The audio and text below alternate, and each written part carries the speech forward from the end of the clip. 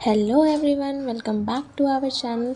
Today I am going to discuss about cost ascertainment chapter number 2 of cost accounting CMA Inter Group 1.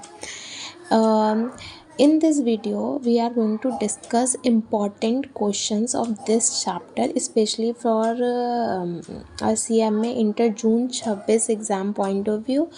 Many students get confused about which questions are actually important for the exam or not. So in this video I have compiled and explained the most important and frequently asked question from the cost ascertainment chapter. From I have picked all those questions from PYQ, MTPs, RTPs, CA reference books, and if you do this question, then you don't need to do any scanner or something out of context. And if you are prepared these questions properly, it will help you build a strong concept and score better marks in the exam. So make sure you watch this video till the end. जैसे यहाँ पे दे रखा है settlement cost due to leaving, recruitment cost, selection cost, training cost, इन सबको हमें add करना है और हमें प्रॉफिट लॉस फॉरगॉन निकालना है, जिसके लिए हमें यहाँ पे सेल अकाउंटेड दिया हुआ है 66 लाख, पीवी रेशियो दिया हुआ है 20%। तो हम इसे अब सॉल्व कैसे करेंगे ये मैं थोड़ा सा बता देती हूँ कि फर्स्ट स्टेप क्या होगा, सेकंड स्टेप क्या होगा, फिर उस हिसाब से आप खुद कर लेना, ठीक है ना। तो पहले स्टेप हमें क्या करना है कि पहले पीवी रेशियो जो है हमें उससे कंट्रीब्यूशन निकालना है। हमें कंट्रीब्यूशन का अमाउंट नहीं दिया हुआ है, इसलिए हम पहले कंट्रीब्यूशन निकालेंगे। कंट्रीब्यूशन निकलेगा कैसे? पीवी के फॉर्मूला से, पीवी रेशियो के फॉर्मूला से contribution divide by sale multiply by 100। तो ये तो इजी हो गया निकालना, हम ऐसे निकाल सकते हैं। तो हमारा कंट्रीब्यूशन आ जाएगा। उसके बाद हमारा नेक्स्ट स्टेप क्या है, हमें एक्चुअल आवर्स निकालना है। हमने कितना मतलब कितनी देर काम किया, एक्चुअल आवर्स वर्क। तो एक्चुअल आवर्स वर्क कैसे निकालेंगे? जो हमें क्वेश्चन में दिया हुआ है 3,45,000 आवर्स हमने काम किया है। फिर उसको माइनस कर देंगे हम 30,000 से, जो कि हमें ट्रेनिंग आवर्स दिए हुए हैं, ठीक है। उसके बाद हम 15,000 से माइनस कर देंगे जो हमारे पास एक्स्ट्रा आवर्स थे, ठीक है। तो हमारे पास 3,60,000 आ जाएगा। फिर हम लास्ट ईयर सेल लेंगे, उसको एक्चुअल आवर्स वर्क से डिवाइड करेंगे और आर लॉस से मल्टीप्लाई करेंगे। फिर जो अमाउंट आएगा उसमें हम settlement cost, recruitment cost, selection cost को ऐड कर देंगे। तो हमारा ट्रेनिंग कॉस्ट के साथ हमारा आंसर आ जाएगा, प्रॉफिट लॉस फॉरगॉन आ जाएगा, ठीक है। और अब हमारा नेक्स्ट क्वेश्चन है क्वेश्चन नंबर 2, जिसमें हमें निकालना है, क्या निकालना है, इसमें आर रेट से रिलेटेड है। तो हम देखते हैं पहले क्या है हमारे पास। जॉब कंप्लीटेड यूनिट दिए हुए हैं और दिए हुए हैं out of above output rejected, जितने हमने यूनिट बनाए उससे रिजेक्ट हो गए हैं। टाइम अलाउ कितना किया गया है हमें, और बेसिक वेज रेट हमें कितना मिला है, और टाइम टेकन कितना है। मतलब हमें क्या करना है, time allow, time taken, time saved पहले कैलकुलेट करना है। फिर उसके बाद हम इस क्वेश्चन को सॉल्व करेंगे, ठीक है।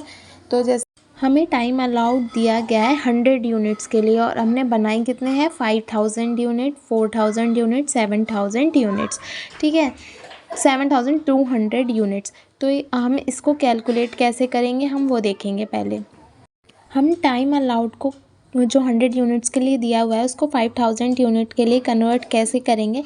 तो देखो 2 आवर्स 36 मिनट दिया हुआ है हमें, ठीक है। तो हम 5,000 को 60 से डिवाइड करेंगे और मल्टीप्लाई करेंगे 156 आवर से, और मल्टीप्लाई करें और डिवाइड करेंगे 100 से। मतलब 156 divide by 100 multiply by 5,000 divide by 60। तो हमारा कितने आवर्स निकलेंगे, 130 आवर्स निकल के आ जाएंगे, ठीक है। ये तो आर का था, और एस टी के लिए भी सेम ऐसे ही निकलेगा आंसर, ठीक है। कुछ बच्चों को ये आएगा कि 156 आया कैसे। 156 ऐसे आया, एक आवर में 60 मिनट होते हैं, ठीक है। यहाँ पे 2 आवर दिए हुए हैं तो 60 + 60, और फिर 36 मिनट दिए हुए हैं तो 36, 60 + 60 + 36 = 156 आवर्स, सॉरी 156, हाँ 156 मिनट, आवर्स नहीं, सॉरी 156 मिनट, प्लीज़ करेक्ट कर लो, 156 मिनट है। हमारा टाइम अलाउड आ जाएगा सबका 130, 120, 108 और हमने टाइम कितना लिया है 100, 108, 92। फिर हम 100 को 100 को हम मल्टीप्लाई कर देंगे 130 से, तो आ जाएगा 30 आवर। ये होगा हमारा टाइम सेव्ड। उसके बाद हम बोनस आवर निकालेंगे। बोनस आवर निकालने के लिए यही प्रोसेस है कि हमने कितनी देर एक्स्ट्रा काम किया, मतलब टाइम सेव्ड ही बोनस आ रहा है।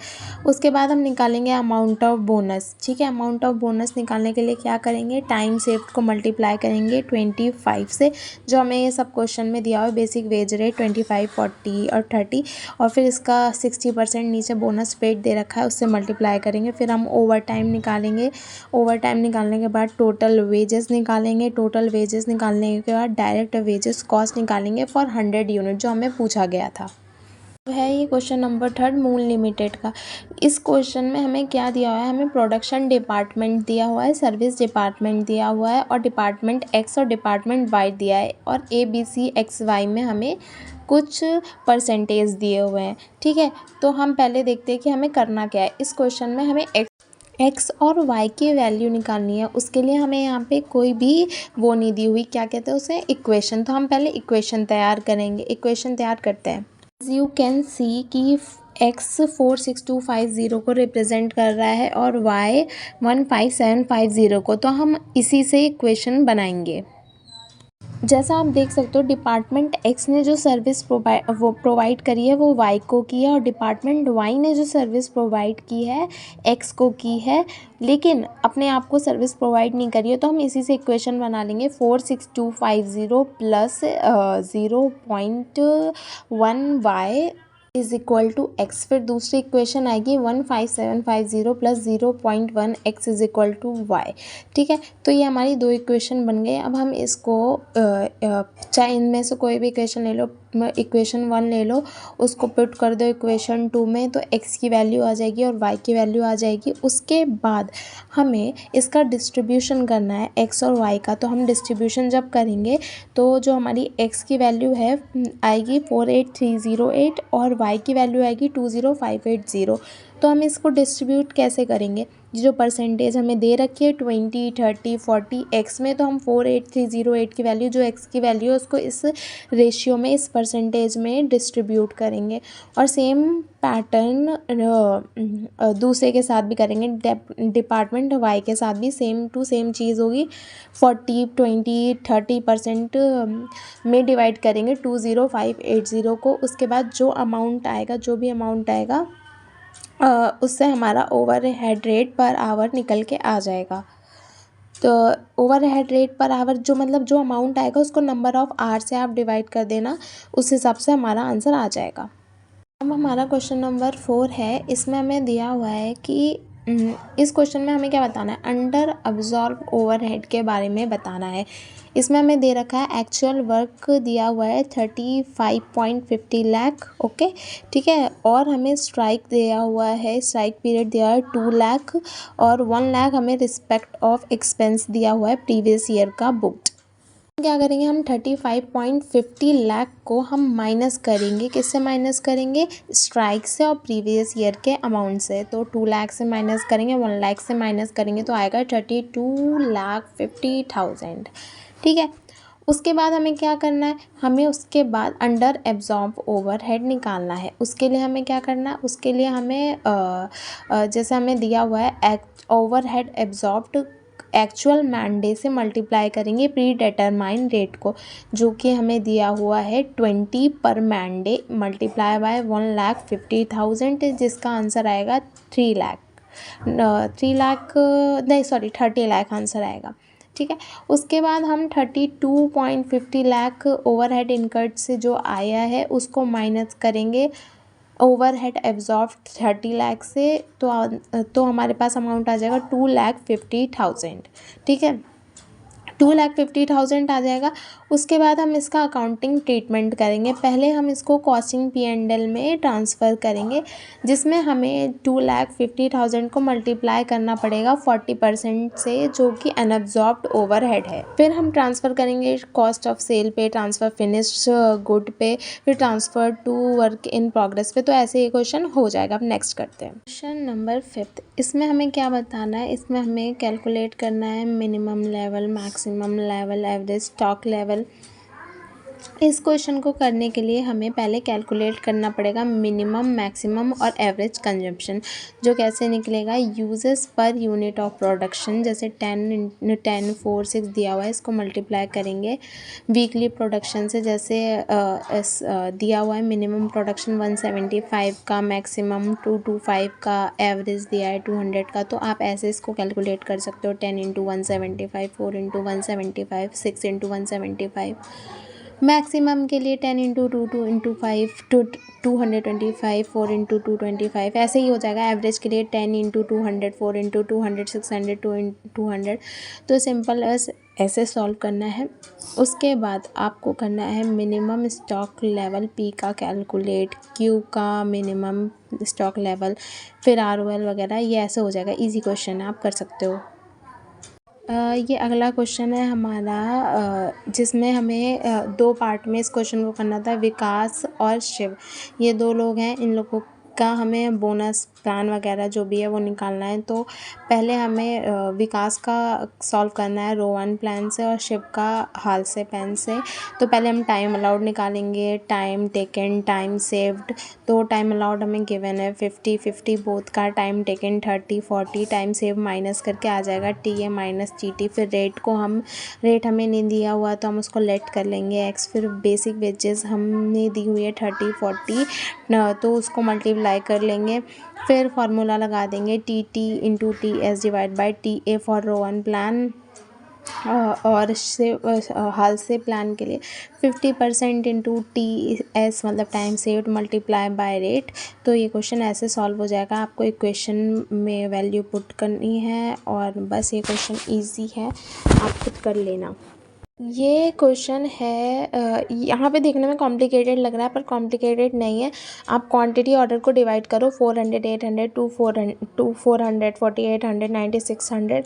उसके बाद नंबर ऑफ़ ऑर्डर्स लिखो, ठीक है। उसके बाद ऑर्डरिंग कॉस्ट लिखो, फिर टोटल ऑर्डरिंग कॉस्ट लिखो, फिर परचेज प्राइस लिखो, फिर इन्वेंट्री कॉस्ट लिखो, फिर टोटल इन्वेंट्री लिखो, फिर परचेज प्राइस लिखो, फिर टोटल इन्वेंट्री कॉस्ट को ऐड कर दो, ठीक है। तो ये बहुत ईजी क्वेश्चन है, आप करके देखना एक बार, हो जाएगा। ये क्वेश्चन 3 पार्ट में है। एक में हमें मैक्सिमम, प्रैक्टिकल, नॉर्मल और एक्चुअल आवर्स काउंट करने हैं। सेकंड में आइडल कैपेसिटी निकालनी है, और फिर कॉस्ट पर आवर निकालना है। तो मैक्सिमम के लिए क्या करेंगे, 365 डेज़ है, इसको 8 आवर से मल्टीप्लाई करोगे 2920 आ जाएगा। यहाँ पे क्वेश्चन में हमें सब मेंशन है, सब कुछ। प्रैक्टिकल कैसे निकालेंगे, 8 hour multiply by 6 days × 52 week minus 13 × 8 hours. फिर नॉर्मल कैलकुलेट करेंगे सेम वैसे ही 1,60,000 जो हमें उसको 80 से डिवाइड कर देंगे, सारा हो जाएगा। आइडल कैपेसिटी के लिए क्या करेंगे, मैक्सिमम आवर को माइनस करेंगे एक्चुअल आवर से, बस।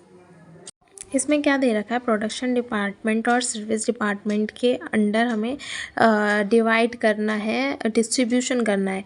पावर को KWH में, रेंट रेट को एरियाज़ में, इंश्योरेंस असेट को वैल्यू ऑफ असेट में, डिप्रिसिएशन को 6% वैल्यू ऑफ असेट में, मील चार्ज ऐड करना है, ठीक है। उसके बाद उसका सेकेंडरी डिस्ट्रीब्यूशन कर देना। क्वेश्चन नंबर 10, जिसमें बोला है मशीन आवर रेट हमें फाइंड करना है। तो पहले हम क्या करेंगे कि हम इसमें फिक्स्ड कॉस्ट को और वेरिएबल कॉस्ट को अलग करेंगे। जैसे supervision charges, electricity and lightning charges, insurance हमें दिया हुआ है ईयर फुल मतलब पर एनम का दिया हुआ है 16,250। इसको डिवाइड करेंगे 12 से। और डेप्रिसिएशन हमें दिया हुआ है 3,24,000, ये भी फिक्स होता है, इसको भी डिवाइड करेंगे 12 से। तो हमारा टोटल अमाउंट आ जाएगा फिक्स का। फिर हम वेरिएबल कॉस्ट निकालेंगे। वेरिएबल कॉस्ट में हम लेंगे repair and maintenance, power, wages of machine man, machine hour rate, तब उस हिसाब से कैलकुलेट होगा। तो पहले हम देखते हैं कि हमारा ये जो हमें दिया हुआ है कि नॉर्मल वर्किंग आवर्स 200 है, लेकिन 75% कैपेसिटी पे काम हुआ है, तो 150 आवर्स काम हुआ है। तो हम रिपेयर्स एंड मेंटेनेंस में जो अमाउंट आएगा पहले है हमें 17,500 दिया हुआ, उसको 150 से डिवाइड करेंगे और पावर को 15,000 से डिवाइड करेंगे। 15,000 150 डिवाइड बाय 150 करेंगे तो अमाउंट आ जाएगा। तो उस हिसाब से फिर हम कैलकुलेट कर लेंगे तो हमारा मशीन आवर रेट आ जाएगा। ठीक है। फिर हमें हेल्पर्स के लिए भी दिया हुआ है। इसके आंसर्स, इन सब के आंसर यहाँ मैं थोड़ा थोड़ा बता रही हूँ कि आप खुद कर सको। फिर इन सब के आंसर मैं टेलीग्राम लिंक प्रोवाइड कर दूँगी, वहाँ पे PDF मिल जाएगा आपको।